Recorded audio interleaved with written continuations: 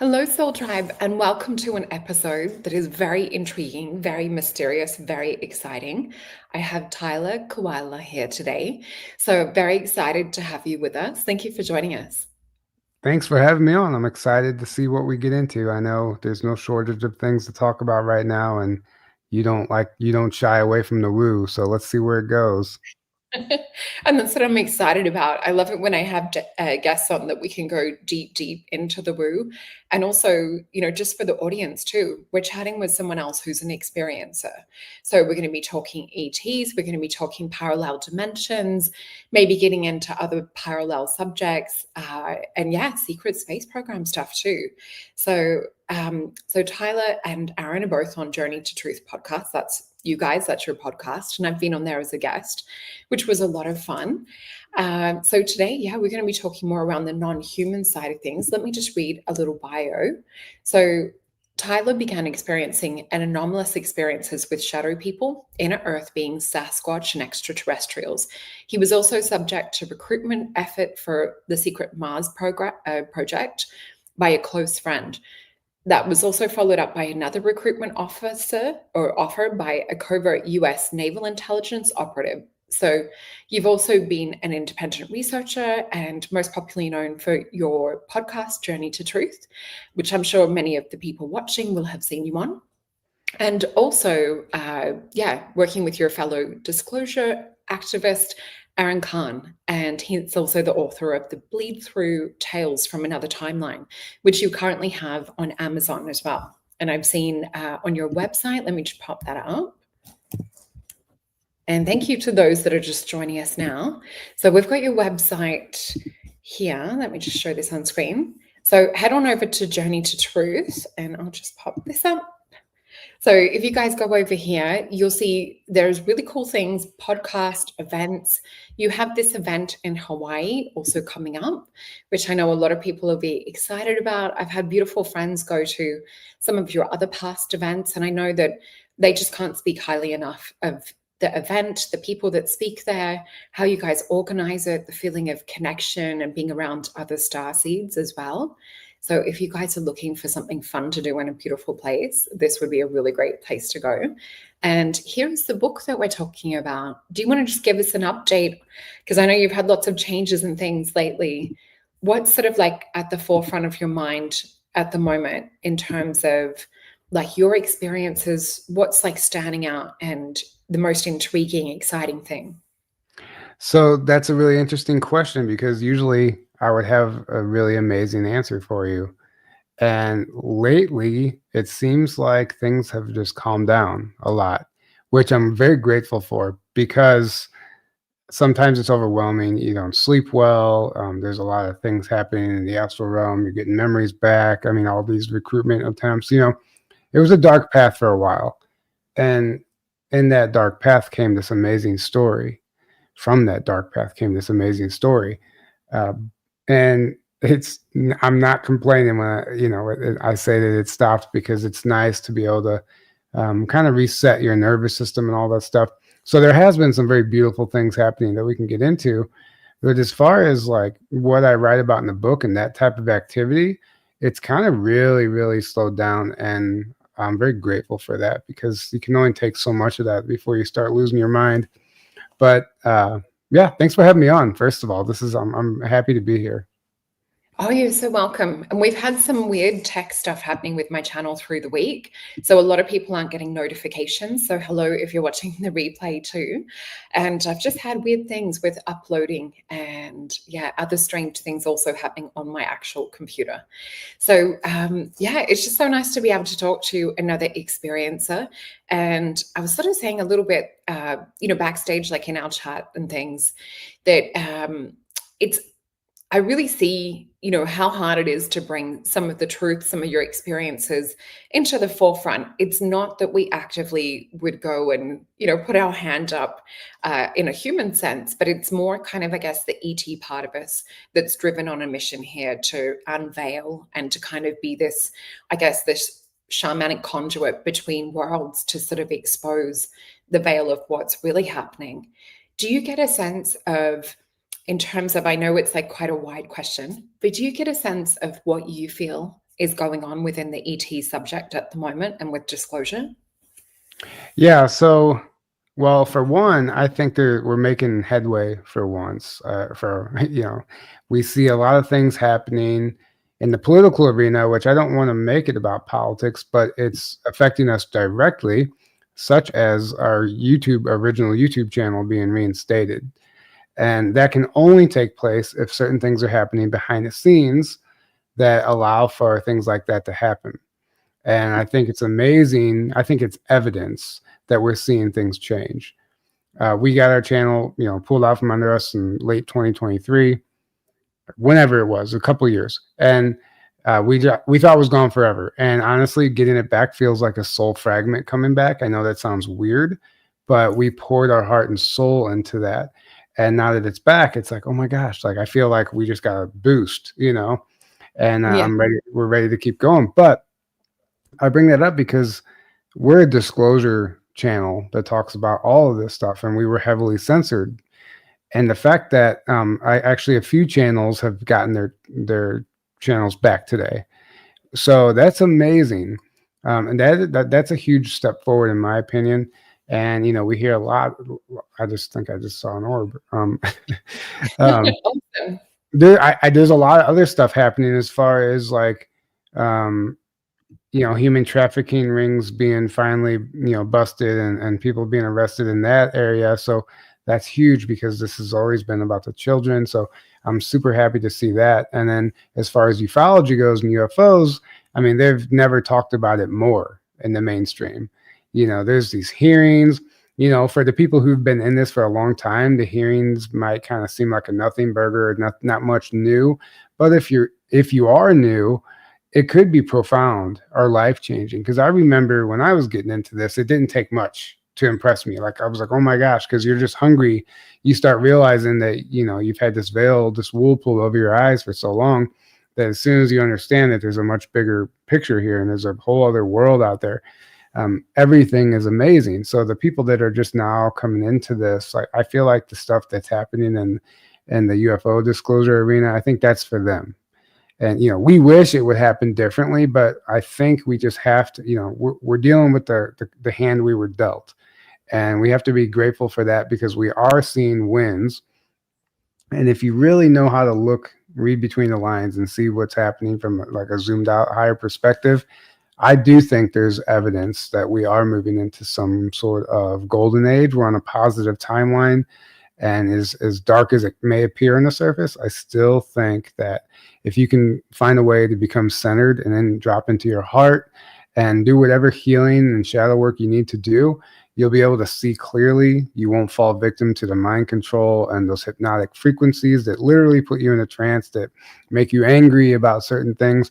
If you can separate from that, you can be in the matrix and not of it, and you can see everything playing out beautifully and its own perfect timing. And I think that's what people need to understand. It's like if you're angry and you fight the system, you're feeding the system. You have to separate from that and be able to just disconnect, detach from the outcome, and come at it from a non-biased perspective. And I think that's whenever you're going to see the magic in this world, because it will reveal itself to you. Yeah. And I think you touched on such a beautiful point about we need to drop into the heart to really stay away from whether it's psychotronic warfare or other things, voice to skull technology that they're using on a lot of people at the moment. And I think you touched on that too in the interview that you had recently with Michael Seller. You were talking about this experience. Can you maybe tell us about that experience that you had where you went to the Boeing hangar and you were in another dimension? And what just instinctually happened, what you did when you were in that higher dimensional timeline? Yeah. And what's interesting is that's the one story that everyone seems to want to ask me about. And that was the one I just never thought that I didn't think really much of it when I was writing it. It happened, but I felt like some of the other ones were more significant. And that's the one that everyone grabs onto. And, as soon as my book came out, there was this Australian podcast that actually covered my book in like record time. I don't know if you know what happened there, but it was kind of like a hit piece, but it wasn't, because it got me a whole bunch of sales. But they literally made the thumbnail and everything in the title of the video after that specific experience. That's what Dr. Sala wanted to ask me about of all the things in the book, and that's what you're asking me about. So I, it was a time whenever I had basically I was being targeted, like a targeted individual. You know, if anybody doesn't know, it's just somebody who is, like, I guess you can say, harassed in a sense, and they're trying to make this person go crazy by changing things and breaking into your home or breaking into your car, moving stuff around, but not stealing anything, following you, to gang stalking, maybe even using voice of God or direct energy weapons, but also military abductions, which is something that happened to me during that time. There was a man who claimed to have been a Navy whistleblower, is how he presented himself to me. He was a whistleblower from the Navy, a black project. And we interviewed him under the guise of that, but really that was his disguise, right? He was actually in this community to try and recruit gifted starseeds into these programs. And that's exactly what he was trying to do to me. And it was a whole grooming process. And I write about it in great detail in the book. But during that time, I was abducted. I mean, I don't know how else to say. I woke up in my bed completely sideways and just disoriented, and I had this full memory of where I had just been. The interesting thing is I don't remember it as it was happening, but I woke up and it was all there. So it was almost like whatever memory block or whatever they wanted to suppress that memory, it didn't take, or it didn't work. I don't think I was supposed to remember what happened, but I did. And what happened was my consciousness became aware in the back of a SUV in the middle of the night, a black government SUV, and I was being escorted somewhere. There was another vehicle in front of us, and I knew, I could tell it was dark outside, but I can tell I was in Southern Illinois because I lived in Missouri at the time, and we lived right on the border of Illinois. And it's just, I'm familiar with that for 38 years. I know what the terrain looks like. So I knew I was in Illinois, but I didn't really know where, and I couldn't prove it. It was just my best guess. And I was we pulled into this parking lot where these two buildings, and the guy, this Navy whistleblower guy, he was there. He was in the car, and I call him John in the book. And there's a whole story that goes with it, but we'll be here forever if I tell every little detail. Either way, he was there, which I was surprised to see him there. I was like, what's going on? What are you doing? And he didn't say much, just follow us. And the guys were dressed in all black, and they were carrying guns, and they escorted me around between these buildings, which I later found out was a Boeing facility. And there's a whole story on how I found that out. But I went back to the site after I found that out, and that's when I realized, oh my God, this wasn't a dream. This really happened, So I ended up, they walked me between the two buildings around the back. I remember very vividly going in the back door, and for some reason it said like K7 or something, and it had like yellow and black caution tape around the door. Just a lot of details I remember vividly. And we went in, and there was switchback stairs right away, and we just kept going down like pretty far. And then we came out into this warehouse, for lack of a better term. It really wasn't a warehouse. It looked like a hangar, really, but it was underground. And there was very tall ceilings for being underground, like 3 stories high minimum. And they escorted me. We made an immediate left, and we went down this long hallway where there was this pretty big door at the end of it. And we went through this door. Everything was metal too. Like the floor was like a type of metal, actually. I remember, because you could, like, the way you could just, I don't know if you ever walked on metal. There's a very distinct sound when you're walking on it. And so that we got into this room, and it seemed to be, I didn't know. It's hard to tell the story as if it's happening in real time. So basically what I think it was they were taking me there to test my abilities. At the time, I didn't know that. That's what I'm trying to say. Yeah. So they brought me into this room to test my abilities, but it was like this floor, this platform about the size of a basketball court, I'll say. And it was surrounded by people, actually. And each person had their own individual, like, square that they were standing in that was all divided by this yellow and black caution stripes. And they were wearing these futuristic looking gas masks, and everything was like, I just walked into this scene, right? And the guy John who was with me, he walked all the way across, and there was a black woman across the room, and like she was putting on this hazmat suit. He grabbed the suit and he started putting on this suit, and there was still the two guards next to me by the door, and she said, "Okay, anybody who's not wearing a mask has to leave the room now." So I turned around and started walking out, and John goes, "Tyler, not you." And I was like, "Oh, okay." So those two guys like sealed the door, the guards that were next to me, and I turn around and everyone's just looking at me. And I walk up to the platform, and I'm standing at the edge of the platform, which is about the size of a basketball court. It's like a gymnasium. And he and the woman and him, they both put they seal up their suits, and he reaches down into the floor and pulls up this canister. And within this canister is something moving around, but it's super foggy. I couldn't tell what it was. It looked like a sci-fi special effect or something.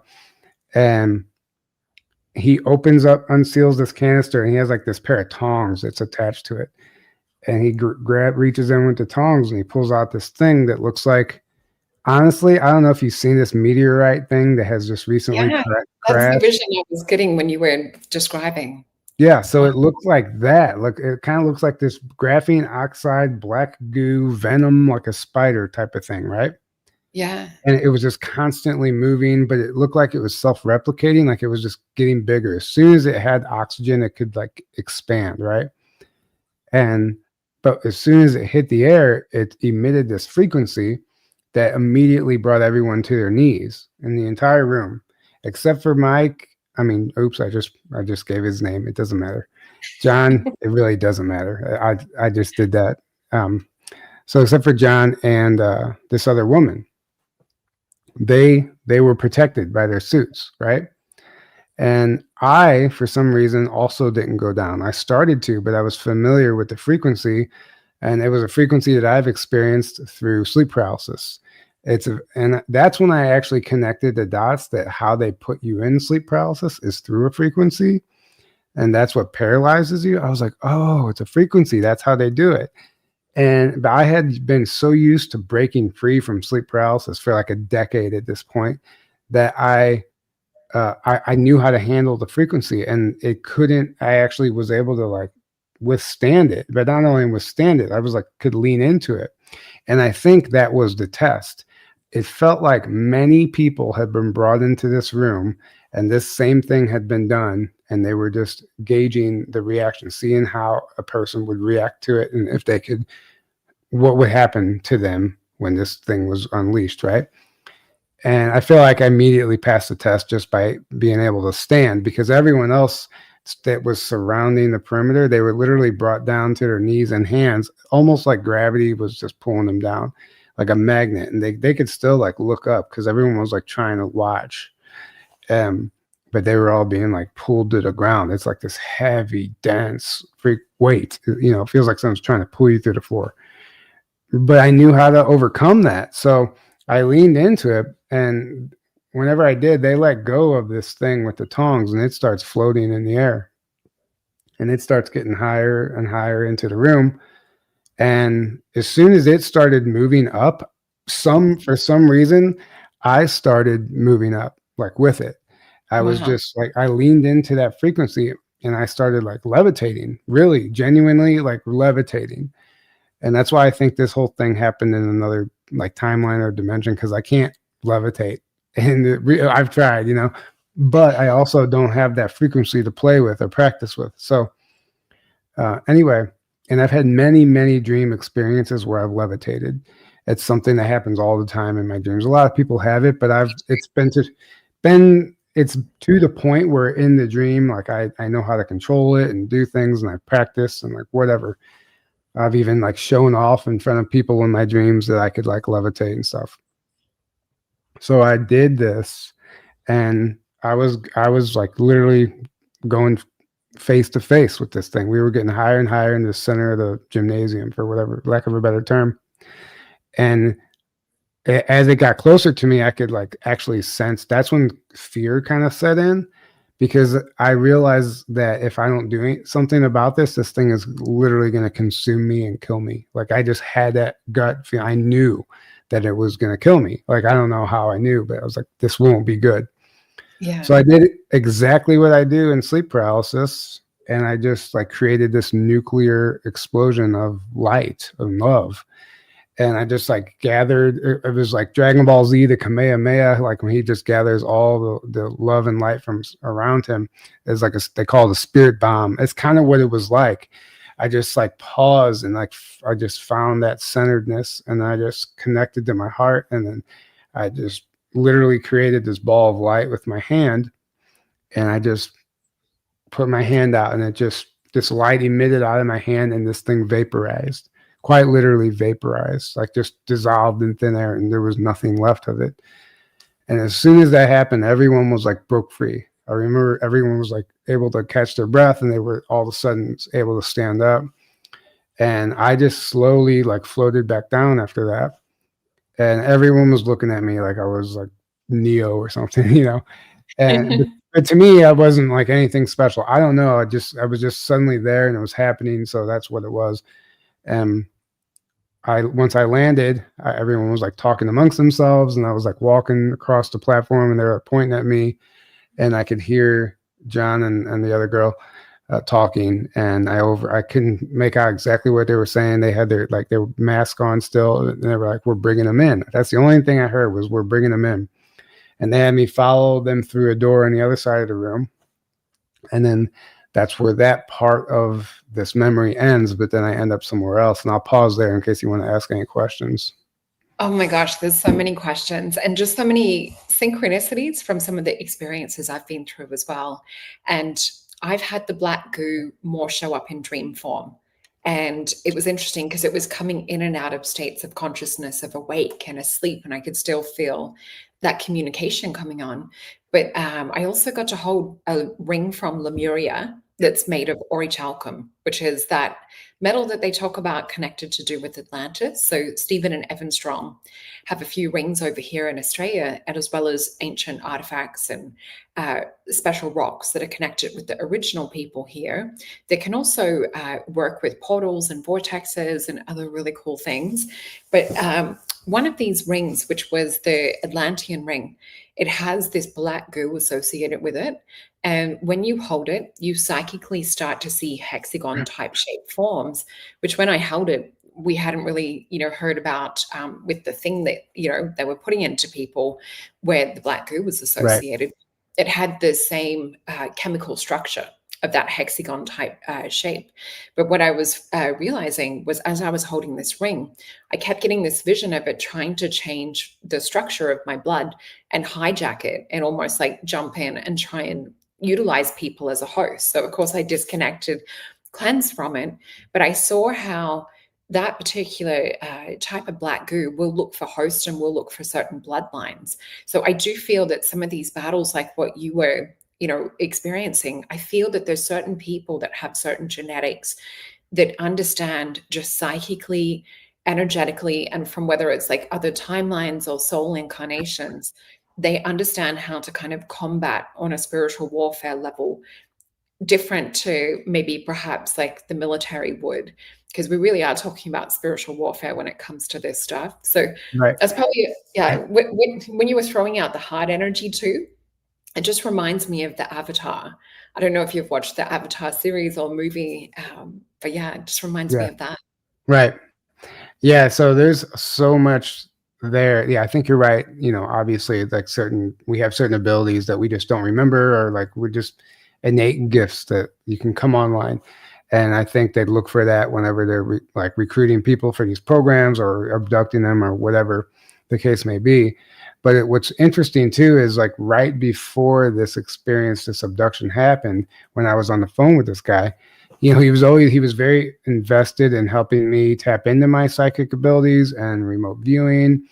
He was always trying to help me and give me tips and tricks and all these things I can do and these practices and stuff. And he would ask me about like things that happened in my dreams a lot. And I was so naive. I was just giving him everything he wanted because I didn't really understand what was happening.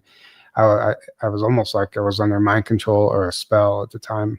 And once I broke out of it, I saw it all so clearly and who this guy was, and really wasn't a great thing. But he asked me once I told him about my levitation, and I was like, "Yeah, I'd levitate all the time in my dreams." He's like, "Really?" He's like, "Tell me more." And I told him, and he had me like repeat things as if he was taking notes. And he's like, "Oh," he goes, "I can work with this." And I thought that was so weird when he said, "I can work with this." And I didn't know what he meant by that. And it kind of threw me off. But I just kept telling him like basically how I do it. And I was like, "Yeah, I don't know. It's like you lean in. It's like you lean into the electromagnetic field Yeah. that's already there." And I said, "It's like a trust fall." I said, "If Yeah. you think you're going to fall, you're going to fall because that's what's going to happen. But you have to believe that you're going to lean into this field and it's going to catch you. And when you do, you can just like you don't just like float straight up. You actually have to lean and let it catch you, and then you just go." And I was explaining them in great detail, and he was like, literally think he was taking notes. But it was right after this that I was taken, and I had this whole experience where what did I do? I was levitating, and this whole thing happened. And I don't think that's a coincidence. And Yeah. I don't know how it works or how he was able to do it. But I know I woke up the next morning in my bed, and it was so real. I drew pictures of the buildings and a couple other things that I remember. I wrote it all down because it was just stuck in my head. And it was through a friend of mine who's a delivery driver. Once I was telling him the story, he's the one that helped me realize that it was a Boeing facility because he delivers there. And as soon as he did, as soon as he said Boeing, something just it struck a chord, and like that was it. These were Boeing buildings. I got on Google Earth. I started looking, and I looked in Southern Illinois, and I found these Boeing facility, this Boeing facility, and these two buildings that looked pretty much exactly what I remembered. But I was seeing the aerial view, and I did the street view, and I was like, man, I think that's it. It was only 42 miles from my house. So I drove there, and that's when it became real. And I was like, wait, it's like I had told myself prior to that it was just a dream. Surely that didn't happen. It was just a really vivid, lucid dream. And then once I drove and found those buildings, that's like you almost like break out down in tears because that's when it gets real. Then you have to start asking yourself all these other questions, like what technology, how did they do this? How did they get me out of bed? All the questions, right? And then like, if this is real, if it's something that happened, like, how am I able to levitate and do all that stuff? Because I surely can't do that in this body. So that's what, there's a couple other things that kind of led me to believe that this is happening in another dimension. Like they actually pull you into another timeline where there's an entirely different reality playing out. Very similar, like there's like subtle nuances and subtle differences that separate the realities, and you might not even realize which one you're in unless you know like very specific things to look for. And I've experienced that whenever through astral projection. That's how I figured out when I astral project, I'm going into another dimension because I'll be above my house, but there'll be a tree that's not there in this timeline, but it's there when I astral project. So it's like you're going into a parallel timeline, parallel reality. Oh, that's so cool. And I haven't heard someone else describe levitation like that. Because as a child, I was always levitating in dreams. And when you're a child and you still have that conscious memory of other lifetimes or connection of gifts and things, I'm just hearing high pitch as we're talking about this, but I would always levitate in lotus position. And, as a child, I didn't grow up around yoga or anything like that. But in my dreams, I would always rise up that way. And there'd always be this trust kind of feeling, especially if there was vampire dreams or kind of negative, forces or spirits trying to get to me in dreams. There was this feeling of I had to kind of lean into it to start, like that trustful feeling. But the other thing I noticed too was if I could push off from a wall, it almost felt like through the air, which I feel is plasma, and maybe that electrical or the plasma charge that you're creating. And it's sort of intermingling or mixing with your aura, your biofield. So it would always be like a push off from a wall, and that could kind of springboard me, almost like swimming through water is the only way I could sort of describe it. I could feel the electrons around. But it was interesting. There was always the same saying in those dreams was, you can't touch her, she's protected. So I do Right. believe that some of us have some kind of a covenant or some kind of protection that does protect us with, some of these darker operations and things that are happening. When did all of this begin for you? Well, 2010, 2011, when my mother passed away, and March 10th, March 5th, 2011. I always get that day. I swear it's the weirdest thing. I can never remember the exact day she died, and you think I would remember it. I get it confused. That back then, so that's when it started. That's when I started getting attacked immediately. Prior to that, nothing of significance. Well, looking back, things were happening, but nothing that I was aware of. That's when I started the sleep paralysis. The attack started as soon as she passed away, and it was very, very scary because I didn't have awareness of all that stuff, and I didn't know there was anything I can do about it. And I just thought something was quite literally trying to kill me. I mean, that's what it feels like. But it wasn't like sleep paralysis like some people describe. Like it was the kind where there's an entity on top of you. That's what I was experiencing. At first, I couldn't see the entity, but as I went through this journey, it became more tangible, more perceivable. I could see the shadow being. In some cases, I could start to hear them. I definitely hear them, and there's some of the most grotesque sounds you've ever heard. And I mean, that's a whole long story about what I encountered in the astral realm and how I overcame that. I mean, that's an episode in itself, but that's when it all started. And then through that darkness is how I found the light. And that's when I started believing in like, okay, there has to be a way, something I can do about this. And of course, the universe lays everything you need in your path. And if you're looking, you'll find it. If you're not, you're going to walk right past it, and you're going to repeat the same lesson until you finally get it. And like, this thing's been here the whole time, but now I know how to use it, So Yeah. Well, I just want to commend you on talking about this subject and the various other subjects that you mention in your podcast and your book and other places as well, because it really isn't easy. Once you make that commitment to this mission and you really step into that and you start to publicly speak about it, you do lose friends. You do find that sometimes, people will mock you, or, family won't quite understand. So it's not the easiest decision to go forth with this. A lot of the people that are watching too, we do have a couple of experiences and some people that consciously remember other lifetimes in the chat. And hello to you guys watching. I know who you are.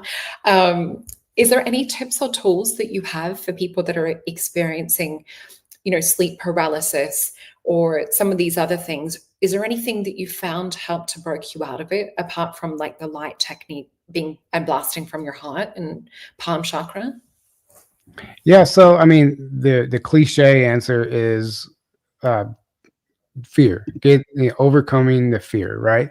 And as soon as you overcome that fear, as soon as you stop letting fear control you, these things lose control over you. I mean, that's just that simple.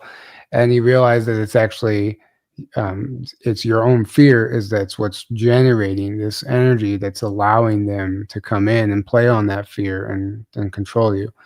So as soon as you overcome that they lose power over you.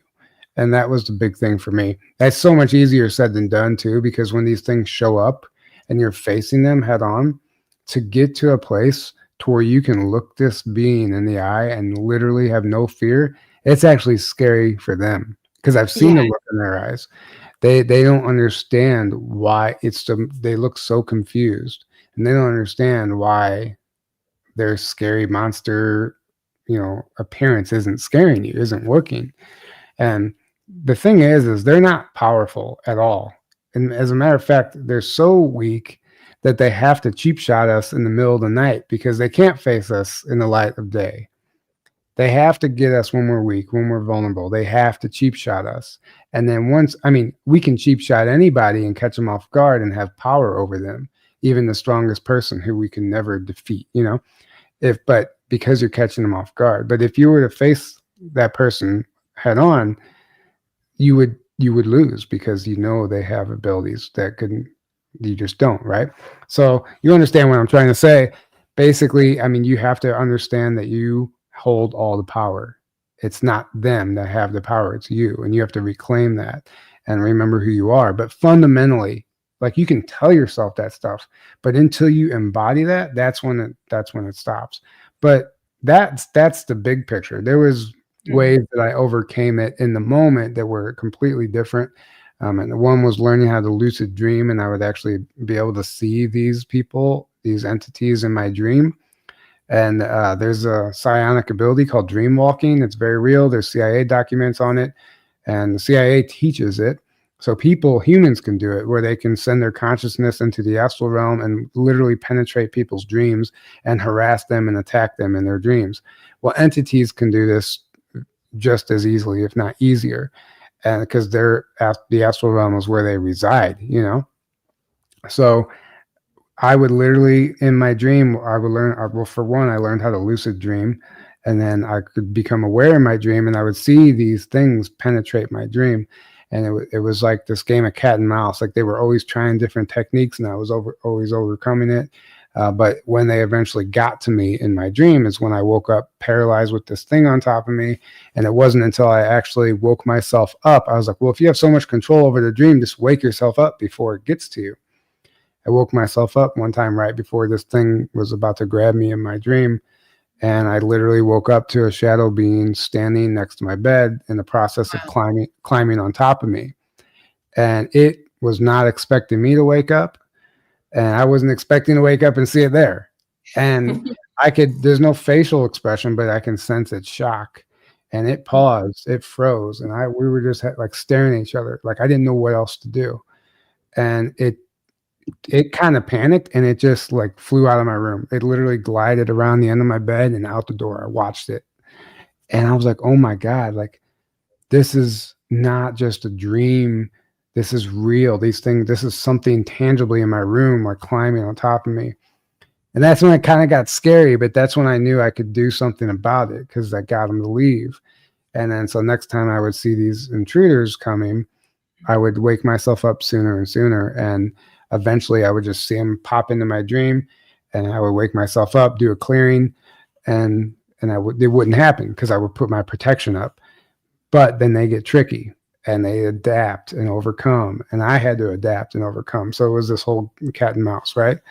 And but what I would say what ultimately started working was invoking the name of Jesus. Like, that was the most powerful thing amongst all the other clearing prayers and everything I learned all the way along the way, until I just started saying, like, I command you to leave in the name of Jesus, in the name of Yeshua, whatever. Like, it just comes to you in the moment. It's always different, but somehow you just invoke that name.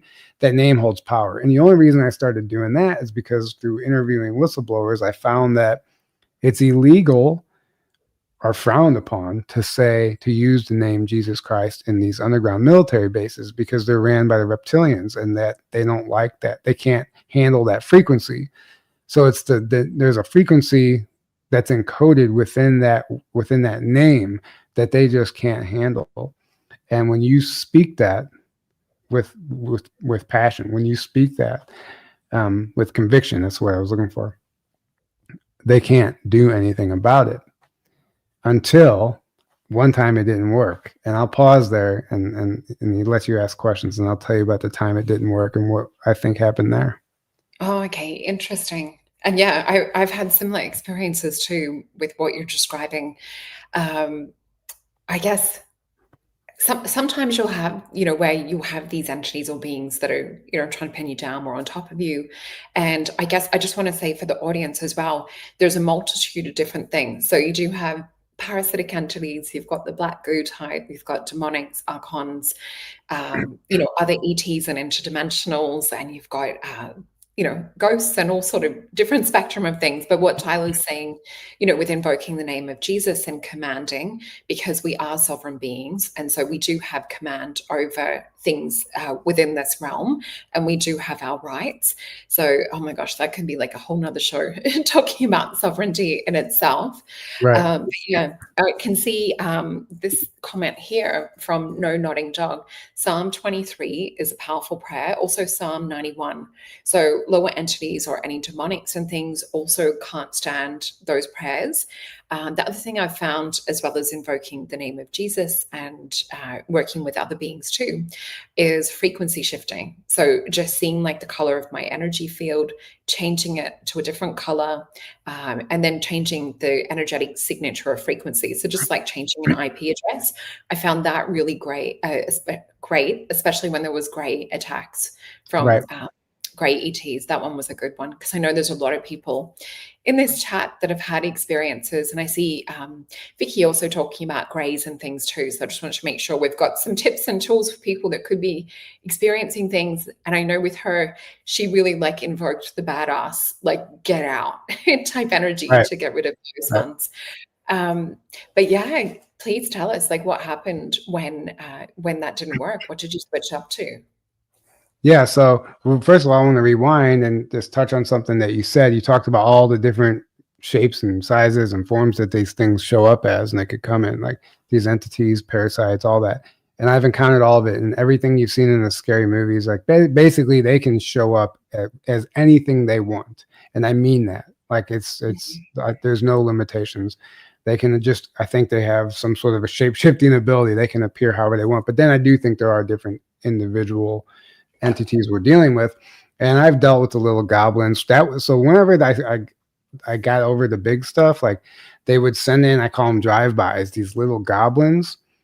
They're like the size of Slimer on the Ghostbusters. Oh yeah. And they would it's kind of freaky, but they latch onto your head and like they wrap around your face in your sleep, and you can hear them making this horrible noise like in your ear, and so it's not even on your body. It's like this thing on your face and or around your neck. And like you wake up just like trying to grab this thing off, and you have to still do the same thing, but they're weak. They don't have power. So you can get out of it right away. It's not like the big guys.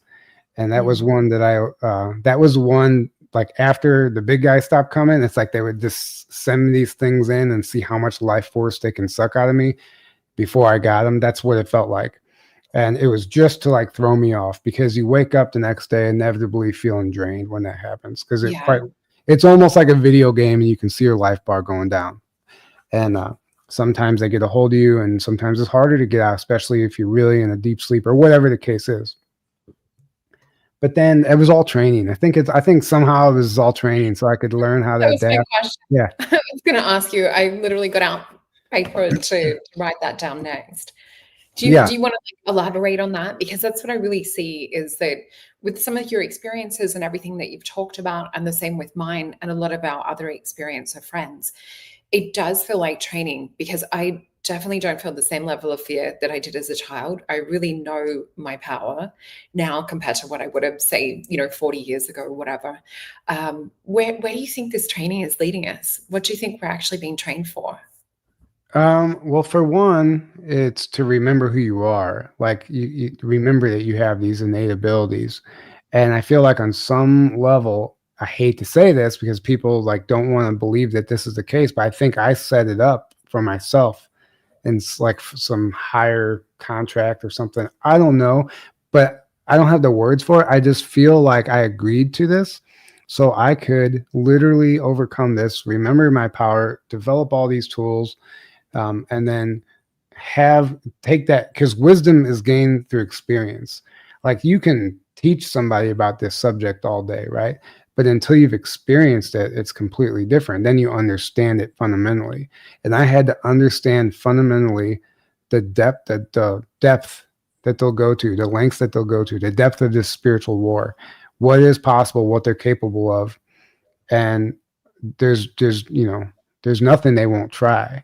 And I had to understand that. And I had to go into the darkest areas of this reality and find my way out so I can understand what this war is all about and who these beings are and what we're up against and how to overcome that. So now I can give advice to people and like explain it in such a way to where somebody else who's just now having something like this happen to them, they can maybe take some of the tools and stuff that I've talked about and use it. And I think that I was training myself for whatever is on the horizon, this spiritual war, because we're at this precipice, right? and there's always moves and counter moves, and there's always pushback. Whatever what it is, 2 steps forward, 3 steps back, whatever it is. That's just the reality of the situation. So I think I had to understand who these beings were, even these government corporations, what these programs are about, what these recruitment situations look like, what these abductions are like. I just had to experience all of it. So I know that it's real. And when I interview people, I don't have to interview them as a skeptic. I'm like, okay, this shit happens to me. I know you're not lying. Let's just figure out, like, let's take this deeper and see what we can uncover here and why is this happening? Well, let's understand this so we can move past this. And I think maybe that's what this is all about, is just to help everyone. I have, certain people like, Tony Rodriguez said one time, I have a lot of respect for people who live their life on the difficulty setting, and I understood that because through that, that's when you come out the strongest. Yeah. Well, I understand exactly what you're saying in terms of, being an experiencer. I had 3 pages of notes and questions written for you. And I'm like, I haven't even gone into any of the questions I had written down, because when you're talking to someone who is a true experiencer, it just organically, the conversation goes exactly where it needs to. And for the people that are, connecting in with this podcast or this show, they get the answers that they need. And I'm sure that they're going to want to have a lot more questions. So if anyone does have questions in the chat, we don't have much time, but I would love to answer maybe just a couple. I really want to ask you as well, in terms of I guess you've got your podcast, you've got the events that you guys are doing, you're bringing a lot of people just together. And I actually feel, you are at the forefront of true and real disclosure, and not any of this sort of fake fluff stuff that we see out there. Where do you feel this is all heading? Where do you sort of see yourself as a soul being put into the earth realm or choosing to come here? Do you see yourself being an instrumental part of this wake up process? And I'm not talking from an egoic level, because I don't feel that you have that. I really feel this is a soul driven mission for you. Yeah, it is, and it's become apparent. And there's been times where I've ran from that position, and I don't want to be that person, and I avoid things, and I kind of I'll fall back to this default programming, so I don't have to step into that spotlight. And not that I'm trying to step into a spotlight, but I've seen it, and I've gotten glimpses of me playing a bigger role outside of Journey to Truth, and and just maybe even Journey to Truth, maybe a branch of that. But I see that in some capacity. I don't know what it looks like, and I just have to leave. I had to really, I've been going through a dark night of the soul. I've been doing a whole rewiring of my nervous system. I've been reprogramming, deprogramming, and I had to basically leave my hometown for any of that to happen, because I was stuck in this loop there. And that was by design. And I realized it's been a whole journey, just me moving away. And it was like a rubber band. I had to get so far away until that rubber band snapped, so I wouldn't get pulled back into that old program, my old habits and things that I had developed and subconsciously to avoid the real me that wants to come out and step into something that's very uncomfortable. And whatever that is, I don't know, but I feel like that's what's coming. We're working on this big documentary right now, and it's as I'm putting it together, I see it being pretty big. I'm not trying to I don't understand it, but I feel like it's gonna be impactful and very timely, as far as secret space program stuff goes. And I know that there's gonna be an opportunity that comes from that, because I do this thing where you can kind of Daryl James taught me this, where you just look down your timeline and you can see potential timelines. And if you really sit with it, it's you have your own looking glass and you can see things play out. And sometimes you can't. And those are the most interesting paths, because it's counterintuitive. You don't know what's going to happen, but sometimes that's the highest timeline. And because the unknown is where we grow, right? That's where growth occurs. Yeah. So I don't know where I'm heading. I just know that I'm breaking out of something where I had just kind of been stagnant. It was successful, but I was stagnant. I wasn't growing, and I'm just broke free. And I feel like something is on the horizon, and whatever that looks like, I'm just preparing for it, and I'm ready for it when it shows up. So Yeah. Well, there's a beautiful comment on the screen for you. Gorgeous Lorianne is saying, Tyler, your humble posture, clear speaking is so soothing. And I saw someone in the chat saying just how relaxing your voice is, which I agree. hmm. So for those of us who keep these or keep events to ourselves, thank you for coming out on this podcast or on the podcast and for being open and helpful. I also just want to add to when you started talking about your documentary, your aura just went like boom with energy. It just expanded so much. And you also had beings appear next to you. So I do Wow. feel like you're really being helped, really being guided with that. It was incredible to see. I felt Yeah. like there was three main ones that are connected with that. So yeah, super cool. I can't wait to see it when it comes out. Yeah, it's coming together, and like I've been editing it around the clock. I just took a little break because I had to go on a little trip, but it's been coming together, and I'm watching it, and I'm like, I know what's good and what's not. And I watch a lot of documentaries, and some of them I just want to pull my hair out, even though the information's good.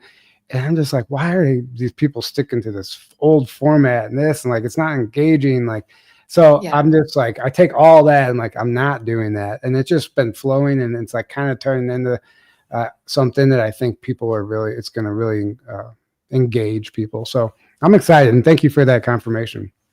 It was really cool to see. Yeah.